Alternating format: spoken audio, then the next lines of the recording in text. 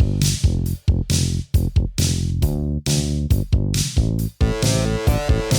got you into a Remington party. What's my thanks? It's on the hallway carpet. I got paid in puke. Lick it up, baby. I got paid in puke. Welcome to Paid in Puke, the podcast where we discuss female-driven films through an inclusive feminist lens, with the help of the 1988 film Heathers. Paid in Puke is hosted by Jessica Baxter, Amy Green, and Christina Barr. It's also a spoiler-filled free-for-all. You've been warned. On this episode of Paid in Puke, we're discussing Emma Seligman's 2020 comedy Shiva Baby, starring Rachel Sennott, Molly Gordon, Dianna Agron, and Polly Draper. It tells the story of Danielle, a chaotic bisexual college student who has a weird time at a Jewish funeral with her parents, her ex-girlfriend, and her current married sugar daddy. I think it's really great to support females, particularly female entrepreneurs. Cool. For the future. Hi, Mom. I'm so sorry for your loss. No funny business with Maya. Thank you. You think everyone that's bi is experimenting? You have zero gaydar. Excuse me, kid. I lived through New York in the 80s. My gaydar is strong as a bull.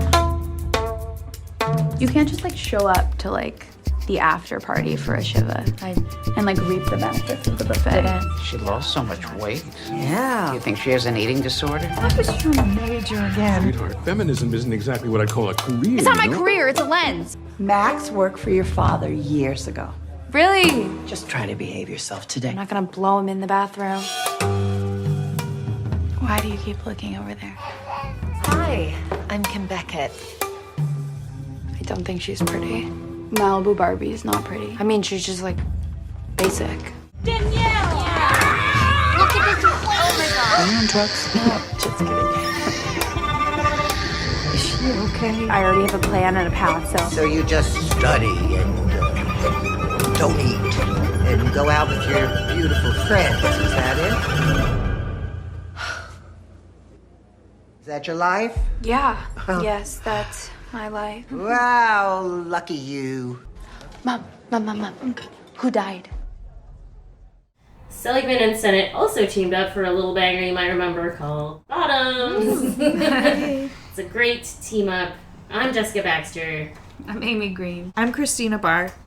We all love this movie, right? Yeah. Yes, it is so good. A little history real quick. It started as a semi-autobiographical short that Seligman made for her senior thesis project in 2018. Oh. And that short also starred Sennott.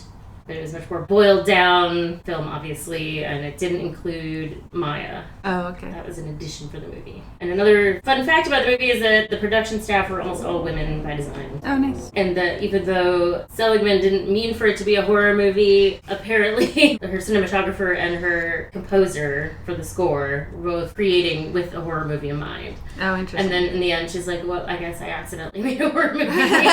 Ariel Marks did the score, and Maria Rush did the cinematography. So the quote from Ariel Marks was, so you want it to be a horror score? And I was like, is it a horror score? And she was like, I don't know what else to call it. Shut up. Hot Probs is on. Oh shit, yeah. Did anyone have any hot probs? Literally none. My fake hot prob is that guy. He's not Josh Radnor and he's not Jay Duplass, and that breaks my brain. And he's also not even the guy in I Used to Be Funny who also looks like those people. Right. How many of these people are there? Actually, yeah, that was just the most minor of hot probs for me, was that just he wasn't quite hot enough. I don't know. There were just a bunch more hot people I could think of. Yeah. But again, it's absolutely nitpicking, because otherwise. Yeah. I mean, I don't feel like he should be super hot. I don't know. I mean, it's not like she's so into him or something. He's literally paying her to have sex with him. Yeah. I don't know how he got that beautiful shiksa, though. I know. Yeah. He just, his face just bothered me so much throughout the movie that I'm I don't like that guy. Josh Radnor or whoever could have made him at least pleasing to look at for me. That's just it's personal. I mean, I think he looks exactly right, for the part, yeah. The guy in the original short is also a little hotter, too. Yeah, I kind of was like, wow, she didn't have her phone locked. Yeah, that's not wild. not really a prod, but like just like, oh wow, she didn't have it locked. Doesn't even let you. Yeah, I never used to lock my phone in like whatever new phone I got. It was like you have to lock it. Right. So I guess that is a little stretch for the plot device. There could have been other ways. Yeah, that's not perfect, but otherwise so good. Next call. I loved it so much. Sometimes when I watch movies with younger characters in it, I feel a little bit distanced from that. Mm-hmm. But this movie, I felt like I was right there with remembering all of like the indignities of being that age and, you know, dealing with the parents and the, you know, all relatives, all the parents' friends. Oh my God. People commenting on your body at a gathering. I thought it was such a universal kind of female at that age is, I guess in the show Girls, it's kind of like that a little, but it's more like funnier. Not funnier. It was kind of like that, but not, I don't know how to say it. They're kind of a little more ridiculous. Like it was less, it was more real. Yeah, but I felt like Danielle was a fully fleshed out real person. Yeah, and it was kind of like I was watching it, like even though I'm not that young, just some universal things about being that age and like where you are in adulthood. I thought it was such a good reflection of that. Right. Or how many times, like, a young person trying to explain their life to an old person. Gender business, it's a lens. Right. Right. And like, it was like your job is feminism or something. Like, no. Danielle is gender business. Yeah, I still don't exactly know what that means. Feminism isn't exactly what I call a career. It's not my career, it's a lens. Gender business. Oh, and with her parents having to have this sound bite before they go into the party and they're on the street deciding what her story is going to be for all these... Her pitch, basically. Right. What's my sound bite again? You know, just that you're finishing up finals and you got a few job interviews lined up. And it is a very specific kind of function, but it definitely translates to other kinds of large gatherings of people you don't really know all that well, even though you're technically related to them, or they know you, or, you know, kind of what you're talking about with grandma, you know, just a lot of, like, I changed your diaper energy in the room. Right. Yes, people who've known you since you were a child and, like, now you're an adult is a very specific dynamic. Yeah. I loved the parents. Fred is it Milliman? Oh my God, I love him. Anytime I see him in anything, I get excited. Like, I just love that guy. And then the woman who played the mother was excellent. I love how Polly Draper. From 30-something fame. Yes. Oh. I love how she and Danielle have, like, the same voice. Yeah, that's great. There's a little fun fact. Seligman said she wanted to cast all Jewish actors, or as many as she could, and her mom was like, I think you should hire Polly Draper, who was interested, and she's like, well, she's not Jewish. She's like, well, I want her to play me. And she was like, it's not you, technically. Like, it's not exactly you, but it was just funny. She's like, you have to hire Polly Draper to play me in your movie. It's funny that she and Rachel Sennott aren't Jewish, because like, I know. Yeah. Also, it's funny, like Emma Seligman and Rachel Sennott, it's definitely that thing, you know, when like a director works with the same actor who's like a better looking version of them, you know, like David Lynch and Kyle MacLachlan. Oh, yeah. Like, that's a known thing. Or Martin Scorsese and De Niro. Yeah. That was my guess. And then apparently Dianna Agron is playing the only non-Jewish character is actually Jewish. Oh, wow. So she was kind of excited to play. There was something about how she's always told she doesn't look Jewish enough, or she's not Jewish enough. So there was some catharsis in playing that role for her. Yeah, I hadn't seen her since Glee, so it was nice to see her again. She's such a good singer, too. And she looks exactly the same. I was a little bit thrown by Maya saying, like, that's who I want to be in 15 years. And I was like, wait, aren't you the same age? And I then I had to know. look it up, and it is like, that's about the age difference. Yeah. I'm like, Jesus. Well, also, it's just like the concept of being a real adult, you know, like she's like married, has a career, has a child, you know. Yeah. I love when they're talking, like Danielle's trying to act like she's not pretty. Right. Like, I didn't notice. Right. I mean, she's on my like side. really basic, I guess. Malibu Barbie is not pretty. I mean, she's just like basic. She's just like generic looking. She's like generic pretty. She could possibly be the most beautiful person I've ever seen. Seriously? I just wouldn't be into her is what I'm saying. She's just kind of generic looking. I don't think she's pretty. It's like she has to be businesses. Why does she have 3? Do they all just like fail? I love the opening credits. It's like Bad Mensch Productions. It Doesn't Suck Productions. Thick Media. I wanted to know more about those companies. Like, who's the It Doesn't Suck? I love the name. I'll have to look up his what. Yeah, it is nice. Editor's note.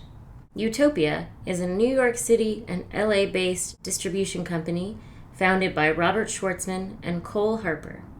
Neon Harp Productions was established by producer, writer, director Rhiannon Jones in 2015 to champion new female indie filmmakers. She produced the great film Cora Bora, starring Megan Stalter, which we've covered on the pod. It Doesn't Suck Productions is owned and operated by queer Brooklyn filmmaker Katie Schiller.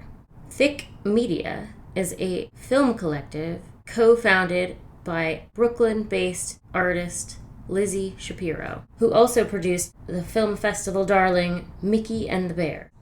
And finally, Bad Mensch Productions is Emma Seligman's company. Because you get so many of those movies that men are mostly involved in, where it's production company after production company. Sometimes you're like, when is the actual movie going to start? Yeah. There's a lot of great food acting, which is one of my favorite kinds of acting. Yeah. I love food-based. I know. Yeah, I like there's also like food anxiety. You know, where she like loads up a plate and then doesn't, or like almost eats, like I get that, the like stressy, I don't want it. Yeah. Yeah. It feels like she's just trying to do something with her hands. Right. Yeah, especially the one where she's got the plate and she puts like a scoop of something and then she goes to something else and then she like grabs another big scoop and then she dumps everything back out. It's like, I have no idea. And also how much people are constantly talking about food and her body, and it's like, are you anorexic? Right. It's like Gwyneth Paltrow and not in a good way. Right. I think her mom says. Mom, I can't eat that. Why not? I'm vegetarian. You're killing me. I've told you it so many times. You have not eaten a single thing all day. That's because we just got here. You look like Gwyneth Paltrow on food stamps. Oh my God. And not in a good way. You know what Ann Oz says? She says she thinks you're anorexic.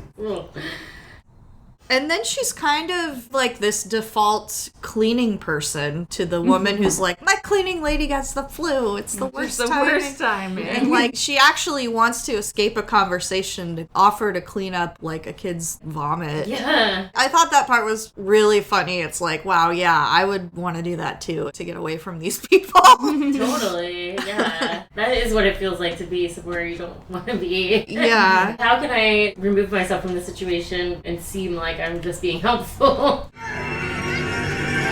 Sheila, I can do that. I can take that for you. Oh, you were so lovely. Thank you, Charlie. Eli Yeah. vomited all over the kids' room. It's It's okay. a mess in there. Yeah, I've got it. Thank you. I can help you. It's okay? fine. No problem. Such nice girls. Yeah, that's really telling. And I'd rather clean up some rando kid's vomit than talk to you. Yeah. But it is so stressful. The music was so perfect. I mean, like, it was like a horror movie. Just the tension in it. You don't know what's going to happen next. Yeah. Who's going to trap you next into, like, a really painful conversation? Yeah, party anxiety, it's not easy to capture, but when you do it right, it's amazing. Like, it kind of reminded me of the pool party scene in 8th grade. Oh, yeah. Where, like, the score is so ominous. And, like, all the shots of the protagonist are, I'm just basically about to have a panic attack. Yeah. And everyone else seemingly having the best time or seemingly being fine, and you're just like, how can everyone else be totally normal right now? This is so stressful. I loved the scene where those two ladies, I don't even remember what their relation was to her, but they're the ones that, like, eventually started touching her, and she was just, like, backing away from them like a cat. Like, don't play.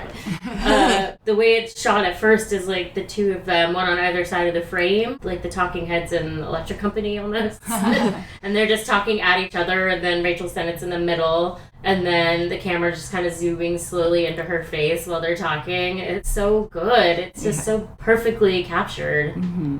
Like, there's so many ways you can shoot conversations at a party, but to actually capture, like, the mood of the conversation, even though what they're talking about isn't really all that relative to the anxiety that's happening. Yeah. Oh, and then the other shot, also involving food, where she's standing on one side of the table, like facing the camera, and it's a close-up. And then on the other side of the table, in the background and blurry, is Max and her parents. Like, they're asking him about his perfect life or whatever. Oh, yes. And Danielle's facing the camera and eating a bagel the whole time and, like, pretending like she's not listening. But totally listening, and her face. It's so riveting. I mean, just, like, that shot. It's woman eating a bagel, but it's I could watch 5 more minutes of this. Well, I noticed that she loaded the lox onto the bagel, where before she was like, I'm a vegetarian, and her mom's like, you're killing me. I love that. And she loaded the lox on one side, and then she starts eating around that. I know. I'm like, why did and she then do that? she hears like, oh, you just had a baby, and then she eats the lox part too. I really like that kind of like food acting where Didn't you guys have a baby this year? Yep. Oh my God. Fantastic. Mazel tov. What great news. You have photos? Let's see. Sure, of course. She's gorgeous. What a beauty. I kind of want to just rewatch the movie and only pay attention to the food and what's happening to the food and what's happening during the food. I feel like you could write an entire thesis on that. Food as drama in Shiva Baby. There are just these parts where she's so uncomfortable and trying to get through the day. You see, like, she scrapes her leg against the exposed, like, screw on the dresser. There's this anxiety or, like, not wanting to deal with it or, like, it's not a big deal. And then the vase breaks later and you see her taking her hands to collect all the broken glass. And I'm just like, that's kind of like a young person thing to do, I think. Or maybe you're not thinking about yourself. You're just wanting to clean it up and be helpful, but get it over but with. not thinking about like, oh, you could really cut yourself, you know? Yeah. It was an interesting perspective of a like a I have younger to do person. something about this right away. Yeah, you just want to Walk like off. stop being on display as quickly as possible, Yes, and will do exactly. anything. You don't care if maybe you cut yourself doing it. Yeah, and then also like when she gets the rip in her tights and she takes off her tights, you know, obviously it's internal, but you can tell she hopes that no one notices, you know, because she could have just left the tights on with the rip in, but she's trying to not draw attention to herself, and then of course Maya notices right away. You know. 15 chip tights on now. Yeah. There's so many little things like that. There are just these moments of she and Maya are talking and they're around the buffet, and then like these two old men are kind of like hacking, coughing, and they're just like, there's a moment where she comes out of the bathroom and this old man's like, is there a fan or an open window in there or whatever, and it's just like, wow.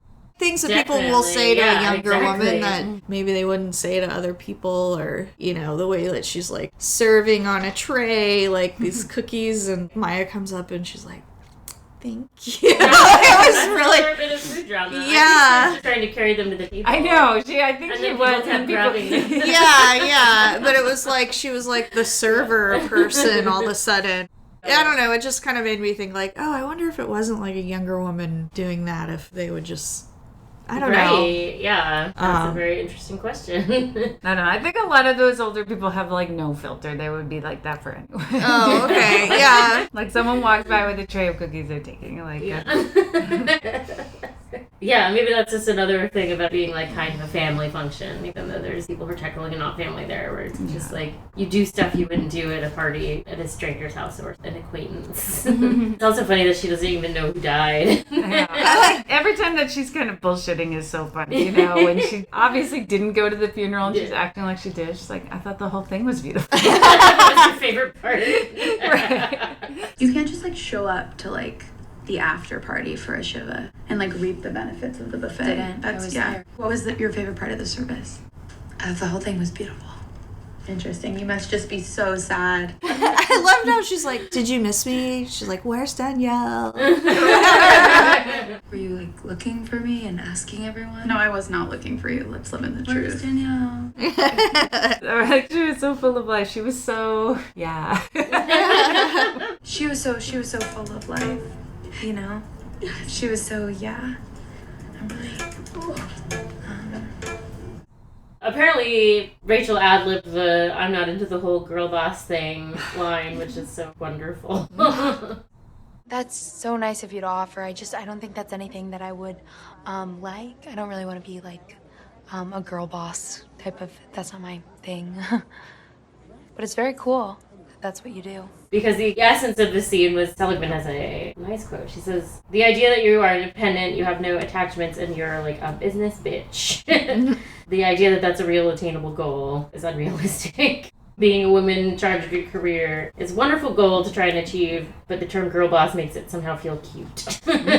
Like, it's not really hard. Right, but also I feel like it's good because it's totally rude to this woman that is supposed to be a stranger to her. Yeah. Because, like, I think part of it is that she's getting clued into, like, what is going on here, you know? Mm-hmm. Like, that Kim is like, why was this girl just so bitchy? When I'm, like, offering her a job, sort of, or whatever.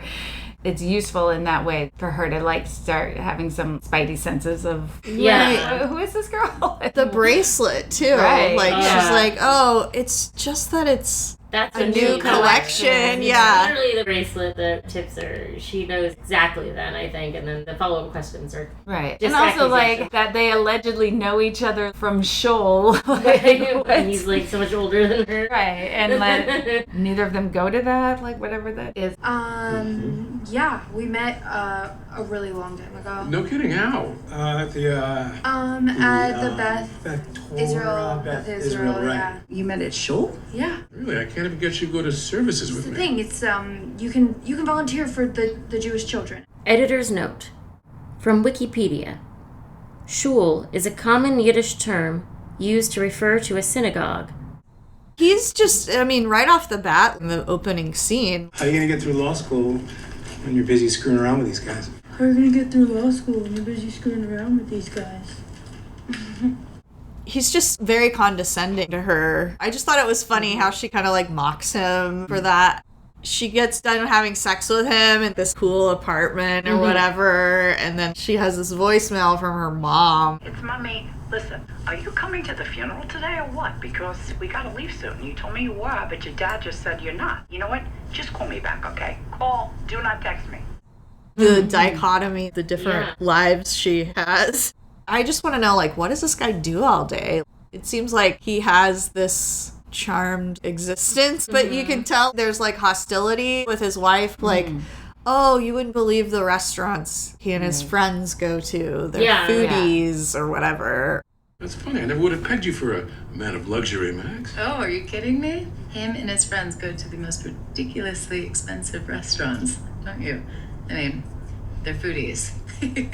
Yeah, he's definitely, like, in the business of spending his wife's money. Is pretty much what he's doing. And how many of those dinners are actually women, right? Yeah, I would love to see the scene of those two when they get back home from the party with their baby, you know? Oh my god, yeah. I do love that it ends where it ends. Yeah. Where everyone crammed into the van. It's so funny getting them into the van. I love it so much. There is obviously still more story to happen, but I love that it ends where it does. Yeah. Hey, Mom, why so tense? Because he's so accusatory of her, too, at first. She told him she needs the money, or I don't know, whatever. He pays her, that's the arrangement.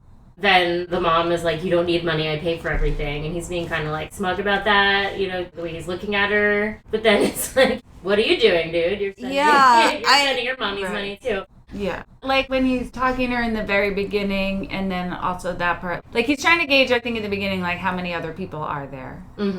And later, like when it's like everything's paid for, that makes him think she just likes him, you know? Yeah. Like I feel like that's what he's trying to gauge is, you know. Because she's like, oh, I babysit and it's just one kid. Oh, you don't need the money. You must really like that kid or you must really love babysitting. You know, some other babysitting gigs?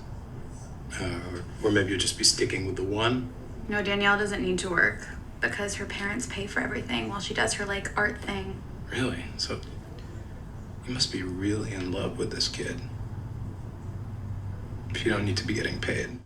I think he kind of does that in the very beginning where she has to remind him, like, can I get the money? And he's like, oh, yeah, sure. He has this idea that maybe he could, like, he transition it wants for free. to feel like she is into him. Yeah. Right, It would be even if he wasn't paying her. Right. Yeah, it's like, did I fuck you good enough to get this for free? Kind of. Right. Nope. There's so much unspoken dynamics that are happening. It's brilliant the way it unfolds. Apparently also, because it's semi-autobiographical, it's not based on like a specific Shiva or anything like that, but almost all the things that like the side characters say to Danielle are things that people had said to Seligman when she was that age, basically. Like she just remembered all of these little invasive questions and microaggressions and all this stuff and put them in the movie. Nice. Yeah, it is insane the way people talk to a young person. There's just that weird in-between phase where they still see you as a kid, and not that you should talk to kids that way either, but there's a certain mentality that, like, condescension is the appropriate way to interact with a young person. Right, and it's still kind of like you don't know about life yet, bills, and her dad tells this mortifying story about like her being turned down for the dance. I know. And it's around the circle of like Kim and the husband and the baby. And Yeah. She had the braces and she was kind of chubby for quite a while. A little chubby. Oh, you were There was this boy, and she asked him to the dance, and I guess he said no.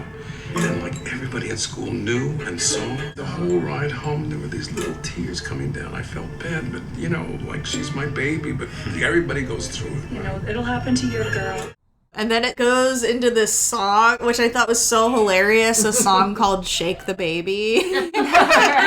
And it's like this slow motion thing where it is like a horror movie. This is like a nightmare situation. Yeah. Let's make a baby shake. Let's make a baby shake. Can you stop, Mom? Let's make Mom, stop this. Can you let go? Can you let go? Stop. And there was a good close-up of the baby during that scene. That's good baby acting. I do really like the dynamic between Danielle and Maya. Yeah, she definitely cares for Danielle and like wants to help her with her open wound. And yeah, I liked the Maya character a lot. Her mother seemed like a piece of work too. Yeah, definitely. They seem to have that in common, bonding over intrusive moms and judgmental parents. I'm definitely not understanding bisexuality. Right. No funny business with Maya. It was just some funny business they got up to. Right, yeah. And with the whole group, it was like, oh, but she did some experimenting or whatever. And that's such a weird, inappropriate thing. Do you have a boyfriend or a girlfriend? Well, Girlfriend. She's experimented. yes, well. It was just so awkward with all the older people.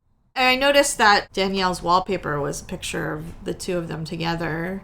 So it kind of like made it seem like, I don't know what the backstory, it seemed like maybe her heart was broken a little bit over that relationship. Yeah, they don't really go into details about it, but definitely they have a relationship. Yeah, it definitely felt in some way. Yeah, like the sentiment of first girlfriend kind of thing, you know? Yeah.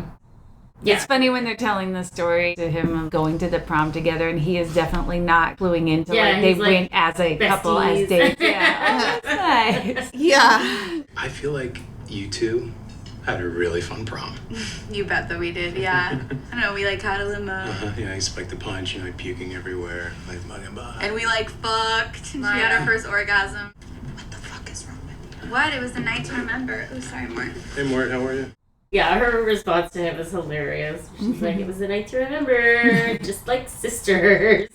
Just like sisters. Yeah, like a good sister fucks her sister. What the hell? Are we going to prom or to hell? Should we do meaningful passages? I feel like we're saying. Oh my gosh. Yeah, I have so many. I read so many. I've already started underlining meaningful passages in her copy of Moby Dick, if you know what I mean.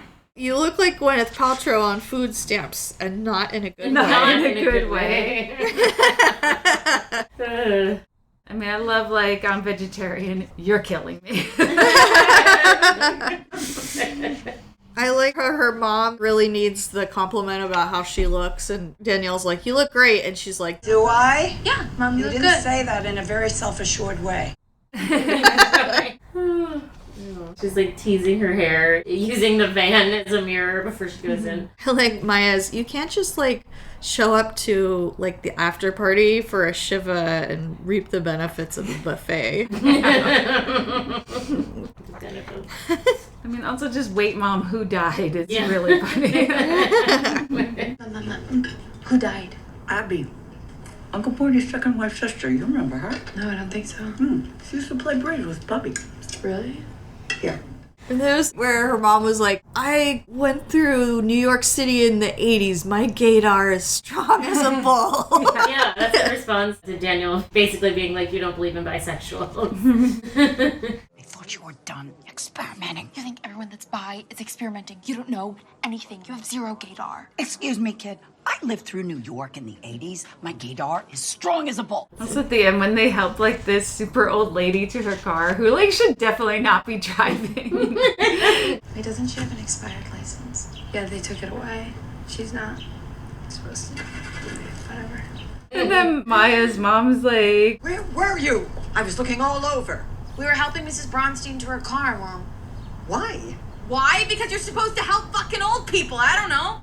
like, because you're supposed to help fucking old people.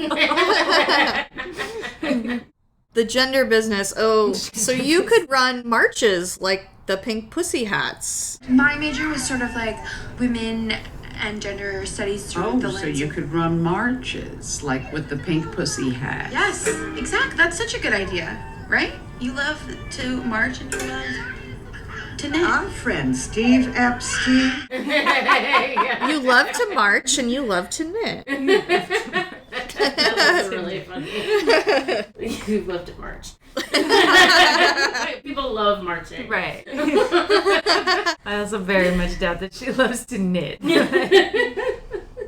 Another like misunderstanding everything. I think it's for the end. Just some lady is like summing up her understanding of Danielle's life, and she's like, So you just study and don't eat and go out with your beautiful friends. Is that it?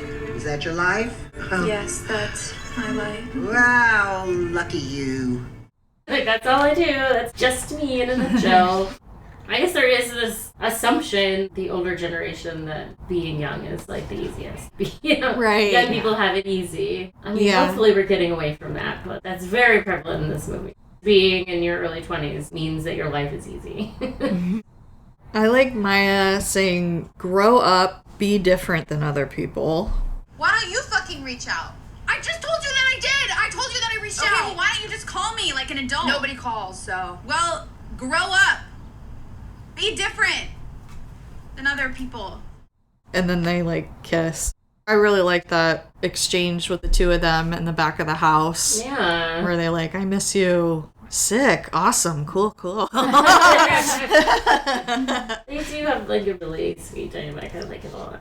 Yeah. I miss you. Okay. And I was like excited to see you. But, like, great, whatever. It's whatever. Fuck off.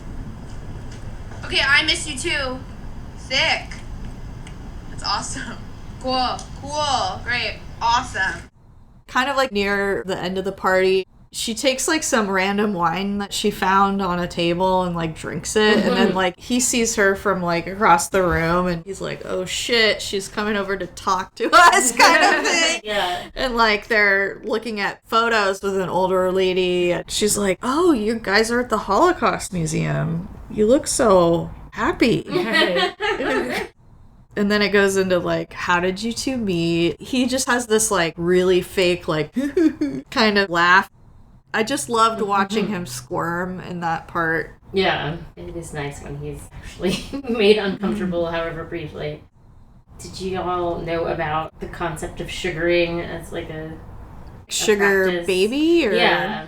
I'd never heard that term sugaring before. Like, obviously I heard sugar daddy, but... I've heard of like sugar baby, sugar daddy, and I know there were like websites that kind of like, I don't know, whatever app she's using, but... Yeah, so because this was based on Seligman's real life, she said she only did it once, but there was an app that a lot of NYU students used called Seeking Arrangements. Yeah, so it was like older men who were rich matching with younger women. So yeah, the idea that they did meet on that kind of app is like so interesting that he thinks like maybe we're actually boyfriend-girlfriend or whatever. But I wonder how prevalent that was, you know, just convincing yourself when you're on this app that that's not what you're really doing as a man. You know what I want, babe? Cool guys like you out of my life. I liked also where Maya was like, I'm sorry, I never really thought of it that way, you know, because Danielle was like, I was good at it and it made me feel appreciated and like it doesn't mean anything to be in charge and to feel like appreciated when you see like how her other life is like kind of the opposite of that. Yeah. You see how that would be really appealing, you know? Definitely. Why do you do it? No, I'm not judging. I'm not judging. I mean, you clearly are. No, I'm not. I don't know anything about I wanted it. money, and it was easy. It felt nice to like have power and be like appreciated. And I guess it Yeah, works it's nice as that long as Maya kind of comes around. Yeah. Hey, I'm really sorry. It's fine. I just never thought about it that way. I love how she grabs her hand in the back of the van and Yeah. like kind of like Right. the day is over, you know. Yeah, we got through. Any other meaningful passages? It's a shorty. Yeah, So it's a nice shorty Morty. I'm gonna kill you when we get home. Here we are. Okay. Everyone ready? I'm gonna kill you when we get home. I like where Kim comes toward her. She really wants Danielle to hold her baby, and it's kind of like a symbolic thing, I think. Right. It's like, I am on to you, you are not a babysitter. Right. That scene was really good. I like how she like tried to, you know, like, I'm not equipped to hold the baby, you know. Yeah. I just need you to hold her for a second. I've got some stuff in the bag and be very helpful. You're a babysitter, right? I really only work with like 8-year-olds and. Well, it's not brain surgery. Just hold her. It's fine. You'll be fine. I mean, there is a difference between a baby and a child, too. I can see how, even if she really were a babysitter, you could convincingly be like, I don't know anything about babies specifically. Right, yeah. It's like she really wants her to hold her baby while she reaches for something in her purse quickly. Yeah, like an I'm on to you, and like, this and is I like want to make you both so This is a way to uncomfortable throw, this is like, we have kids together, or like really make you feel the weight of her situation. Yeah. And I like the scene with her mom where she's like, do I disappoint you? Mommy? Yeah, Bubba. Are you disappointed in me? What? No. Sorry. Excuse me.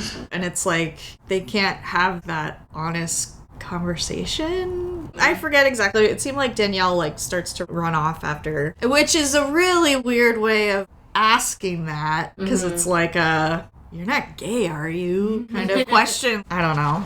A weird way to frame the question. I mean, I feel like it was more than just her sexuality, too, though. Like, her major and everything. Yeah, everyone like kept not talking being about in how law Maya was- school. Yeah, like, that's what they consider a success in that family. Like, anything other than that. Oh, okay. Yeah. So the sexuality was part of it, too. I think it was probably all of it. So I'm glad that she did say you're not, at least. She started with that. Even if it's a lie or not 100% the truth. Yeah. Like, you don't tell your kids they're a disappointment. You just don't do that. Yeah, that's what I really like, the phrasing as a question. Like, you're not, I'm like, you know, what does that mean?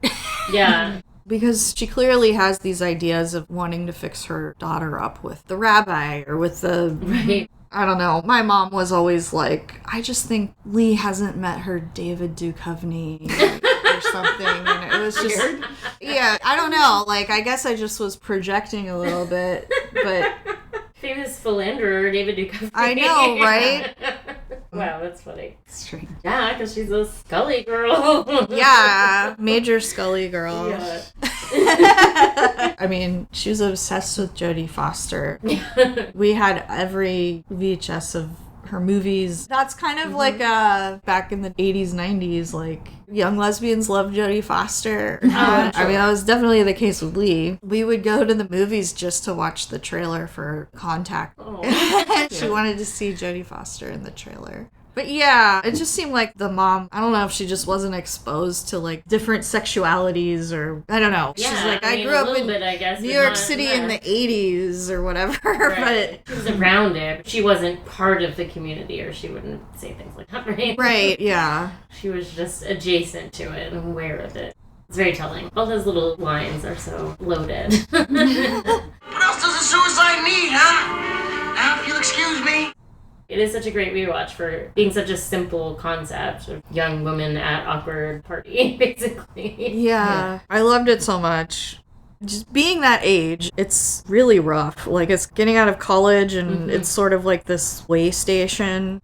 You don't know what's next. It's a weird time. Because nothing's really planned out. You graduate high school, and college is the next thing, and it's like, you're done with that. Like, no, there's no other... There's no obvious step after that. No, there's no You have to obvious make step. your own- You gotta... Yeah. I had my first panic attack at my college graduation. Really? Wow. Yeah, right before it. I remember that too, like when I graduated from college, it was actually the one friend I had that got a job after college went to work for Enron. And then that job, you know, Did that not work out? it did not work out. But, you know, I remember a lot of people I went to school with having like freak out moments, like, this is done. Yeah. Gonna move back with my parents and figure out the next thing. I say we just grow up, be adults, and die. I definitely didn't like my early 20s was really kind of aimless for me. Watching this, I'm like, right back there, I remember that, you know? Yeah, when you're that age and you have to tell people, like, what you're doing and it sounds like literally nothing. Yeah. Okay. And you know what they want to hear, but you can't give that to them. Right, or- you don't have, like, a tangible, you know. Yeah. Yeah, I think for me, also, I studied a lot, and, like, life is not, like, a school, like, a class to do your homework, and, I don't know, see, it's like inputs, outputs, kind of, to me, I was just like, this is, like, a blank slate, and I'm, like, so lost here, like, what's the next step? And it's also so arbitrary seeming. Oh, they got a job, but their parents knew someone and whatever, or like other things. Oh, okay, it doesn't work like that. It doesn't matter that I made good grades. It really doesn't matter. Totally. And nobody cared. Right. They don't ask you what your GPA was in a job interview almost ever. It's like totally switching gears. The working world is not like a meritocracy at all. And like, it's just such a rude awakening. Yeah. What year was this in? Is it 2020? Oh, wow. That's so recent. Like, I thought it was earlier than that. And the short came out in 2018, but that's still not that long ago. Yeah. They're still babies. So this is what's called a lunchtime poll. The first choice is, have you ever been in a situation where you pretended you didn't know somebody or felt compelled to pretend like you didn't know somebody? And then the other option is, what is the longest day of your life? Spiritually speaking, obviously. I have pretended to not know. Well, it's work related. I had this really horrible contract job that I ended up leaving the contract earlier than I was supposed to. It was a bad experience. Yeah. And at another job, a few years later, I mean, it was maybe like 3 or 4 years later, the company I worked at, they hired one of the people from that team. My bad experience. Like, I remember seeing him walk through the office, and I was just like, ugh, you know, like that feeling in your stomach. And Had you known he'd been hired before you saw him? No, I didn't know. And I remember running into him in the kitchen area, and he's like, I feel like I know you from somewhere. And I just kind of like, oh, ha ha ha, you know, and just smiled and, oh yeah, I get that a lot, you know. I have the faceless. I use that a lot. I'm like, I have a lot of doppelgangers.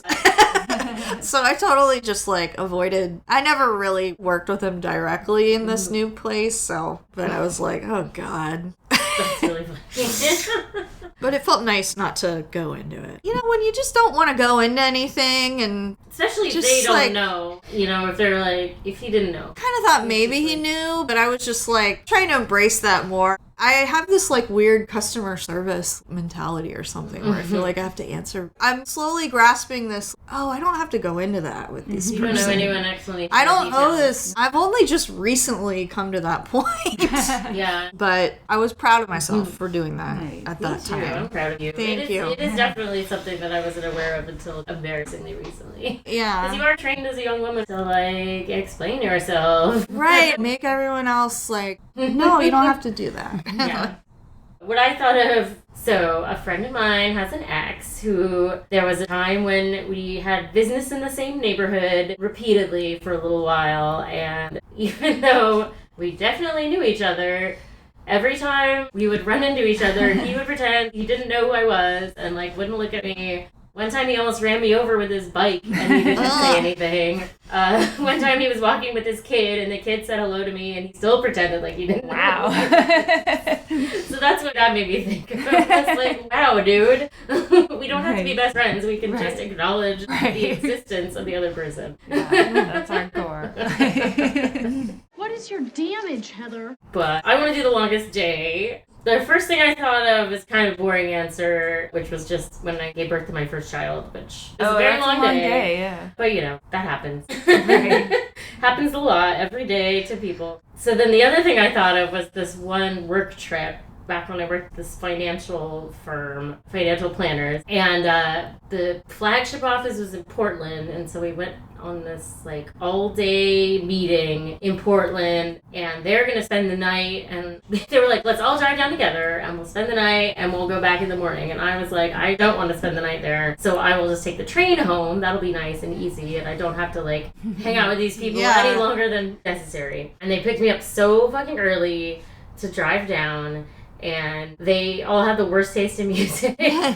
And even if they didn't have the worst taste in music, the guy who was the boss and he wasn't driving couldn't stay on a song. It was so frustrating. He didn't get to the end of any song the whole way. Oh, 3 I hours. hate that. Just skip, put in new things, skip. Oh my god, just settle on they're something. the only one in the car. Well, at one point he was like, do you like any of these? And I was like, oh, definitely Maybe by Oasis. Yes, put that in. I love it. And then again, he just skipped through the whole fucking record. Oh my god. I'm just like, oh my god. Stop it. And then a long-ass day of meetings, and everyone's getting uncomfortably drunk, even though they're your coworkers, and lots of speeching by old white men, and it's all just all we were doing was helping rich people get richer. And finally, 5 o'clock, it was all over, and I'm like, thank God. My train is at 6, I'm gonna stop and get a little sandwich and then go get the train. And the train was delayed, so it was another hour in the station waiting for the train to get there. And then I'm on the train, and then the train broke down for another hour. It ended up taking 5 hours on the train to get home. And by the time I got home, I could have probably driven home with them. Right. But in the end, I was I'm still happy because I got to listen to whole songs on the way home. But that was such a long-ass day of almost every second being so miserable. Aww. I'll tell my story of yesterday, because yesterday ended up being a stupid long day. It was already going to be a long day. Even though yesterday was Saturday, I got up early because there's a yoga instructor who I love so much, and she teaches Saturday mornings at 8. So I got up to go do yoga with Parvane, who I love, no regrets there. And there was a Kraken game at 1. Matt and I have season tickets, so we go to basically all the home games at Climate Pledge. And we always take public transportation, but we were coming separately. We had 2 people come with us, and I was going to go from there to Gig Harbor and then Bremerton to see my friends there who I haven't seen in forever. And so it was going to be a long day anyway. Mm-hmm. I never drive to Climate Pledge, but I drove for that reason. So then at the end of the second period, I get a call from my ex-husband, which I'm like, that's not good. We don't talk on the phone. And he and my younger one were out of town for the weekend, so my older one was at his place for the weekend on their own, which is usually fine. So I get a call from him, but I missed it, and then I get a text from him. Logan was in a car accident. They're okay. So I called Logan, and they had this accident right by Chocolate. So I was like, well, the people here are being very nice, but they were very shaken up and waiting for AAA. And Rich didn't get a hold of me right away. He had called his girlfriend, and she was on her way. She lives in Renton. So I was like, all right, I'm leaving right now. So it was very good that I drove to Climate Pledge, because it was pretty fast for me to get out of there and get to Logan. So the accident happened at 2 o'clock. I get there, it's 20 after 3. And his girlfriend's there on the phone, and he has just called AAA. Like, why did you wait so long? Like, the airbags went off. The car's like so jacked. It's like on the sidewalk, right? But that's what happened. So it's like, all right, AAA will be here in about an hour. And now that I'm here, his girlfriend doesn't need to be here. I was like, thank you for coming and showing up and all that. But she really didn't need to be there because I was there. And AAA is going to come and tow the car literally 2 blocks. And she's like, I'm going to take the key and drop it off at the auto body shop and do whatever you need to do to let them know this car's coming, right? Yeah. And I was thinking, why are you taking the key? We might need it. But I didn't say anything. She did it with such authority, like, this is something that needs to be done, right? So I didn't question it. But when she was leaving, Logan was like, can I have the key? And she says, no, I'm taking it to the body shop. So that was a fateful decision that really messed up our day. So it was like a whole hour from then to when AAA was going to get there. So we went next door to get food. So anyway, so we're at the yard. AAA gets there about 4:30. Then we're standing outside in the rain and cold talking to the AAA guy. And the AAA guy is like, okay, can I have the key? Funny story about that. And then we're discussing with the AAA guy what to do about the key situation. And Logan knows there's a spare key at Rich's house, which is just 5 minutes away, right? So we're like, should we go get it? He goes, no, I will take you. So we were going to get in his car to go get the key. And then the guy from Chocolati comes out, like, obviously, like, wanting closure on the situation. Because, like, the airbags went off. Logan had a bloody nose, was very shaken, upset. And, you know, I could see they were, like, part of this, you know? Yeah. Like, when I got there, I got a hot chocolate, and they're like, no charge. They were so nice. And then the guy comes out, okay, are you guys okay? Get in the car towed. But then it was like, why are you still talking? And then he's like, do you think the car is going to be okay? Do you think it's total? Do you think it's drivable? Do you think you're going to have to, like, get another car? I'm like, where is this going? Like, fully expecting he's going to be like, I have a car I want to sell or something. Yeah. So, yeah, because, like, I work on cars. And the AAA guy is standing there. We're standing there. This is cold and rainy. And the AAA guy is standing there, so patient. Like, I'm waiting for him to be like, bro, if you need anything, I'm always here Fridays and Saturdays every week. I work on cars. I just bought a car from Facebook Marketplace. Okay, goodbye. Right? So that really screwed us though, because finally went, okay, thank you. And we get into the guy's tow truck. Like, I'm in the middle, like, buckling up. And then the AAA guy is like, okay, dispatch wants me on a different call. But there's another driver who's pretty close to here. He's finishing something up, so he'll be able to be here soon. So we get out of his car. He's like, you go. I had my car with me, obviously. He's like, you guys go get the other key and the AAA guy will meet you here, right? So if that Chocolati guy hadn't been talking our ear off, we would have been already on our way getting the key. This would not have happened because we go get the key. It was a full hour and a half from then till the new AAA guy came. And the worst is, like, so we're standing there and we can click on a link and see where they are. It's like, okay, he's like around the corner. So we get out of the car and we watch him drive right past us. You know, it's this huge truck, and it's these small residential streets. Yeah. It's going to take him forever to get turned around and come back, you know? And then, like, he's gone. We're like, where even is he? Where did he go? And the tracking app just says he's arrived. We're like, where are you? Right. Oh. And God. He did finally get turned around. Then we saw him drive past us again, like the different direction. We're like, oh my God. So it took just from him getting there to, like, actually being there was, like, fully 25 minutes of us standing there in the cold rain, right? Yeah, so he gets there. Everything with him took forever. And we're like, do we have to still be here, by the way? He's like, yeah, because you have to come with me because we might have to park it on the street and it's at your discretion. Like, I can't just leave. It's, you know, whatever. It's like literally the body shop was 2 blocks away. And I'm like, this car is not drivable, but I mean, maybe it was for that, you know? Like, if I had known, okay, it's going to be 3 hours from when I get here, I might have taken my chance and driven this janky car 2 blocks. Yeah. But, okay, we get in the car, drive to the body shop, and we're waiting forever. And then he's like, okay, I will get the car off the track, and then I'll move it to, like, where you're parked right now. Okay. So we're watching him in the rearview mirror. It takes him forever, you know, which is fine. I'm like, I don't know how long it would take me to get a car off a truck bed. But then, like, he drives it a little bit, gets out of the car, looks where he is, gets back in it, drives it like a foot. He does that 3 times. Oh my God, right? Finally, we can leave. So it was like Logan's accident was at 2:00. We were able to leave the scene of the accident at 6:30. Dude. I know. And then somewhere in all of that, Rich's girlfriend had been like, I'm sure you know, but Logan should be seen by someone because the airbags hit. And then Rich texted me, let me know what the doctor says. So it was like 6:30 on a Saturday night. We called the doctor. There's not like an on-call person to talk to. So we decided to go to Children's Urgent Care, but they close at 8. We stopped at Scarecrow on the way to rent Crash.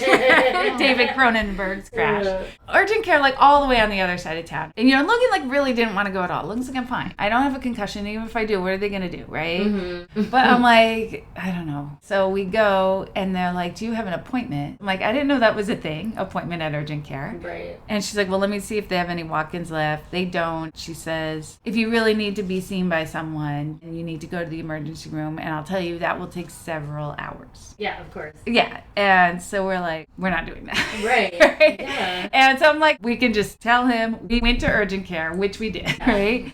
We were mostly going because it's like, okay, your dad really wants you to do this and you're going to have to answer to him in some way. And it's like, okay, well, we went. Yeah. We did go. And they didn't say, like, you're in such bad shape. Right. I mean, it was like, okay, we did that. Yeah. We'll make an appointment. So we have an appointment this afternoon to go. Then we finally made it home. We watched Crash. We got in the hot tub. Nice. So it was a good end to the day. But it was one of those things where those two minor actions on other people's parts ended up adding to the day so much. That's so wild. Yeah. It was what time did you finally get home after all that? After 8. Wow. Yeah. Oh, yeah. Wow. That is a really long day. I know, right? Oh my God. You had a whole extra day, basically, after your first day. I know, right? That's so weird, too. I'm still, like, thrown by the taking the key thing, because that is... I don't know. If you've ever had your car towed, you should know that they need it. That's part of it. Yeah, I don't know. Why would taking it to the body shop save any time or do anything? I feel like it was something like she needed a task because she came all that way. She lives in Renton, so she came kind of far. Or it was like because they were closed. So it was like you have to leave this and fill something out that she wanted to take care of that, I guess. Okay. Yeah, it turned out not a real helpful. I'm not like trying to badmouth her like she did something sinister. It was just her doing that ended up causing like a big problem. Bad call. Right. Yeah, anytime I've gotten into a car accident, I'm so thrown that I don't... People like a tow truck driver or whatever, it's like they do this kind of thing every day, and it's like... I'm just like, what's happening? And I wish people would like help explain it, like the context of like, this is what happens. Yeah. And then you do this. This is what they do all the time.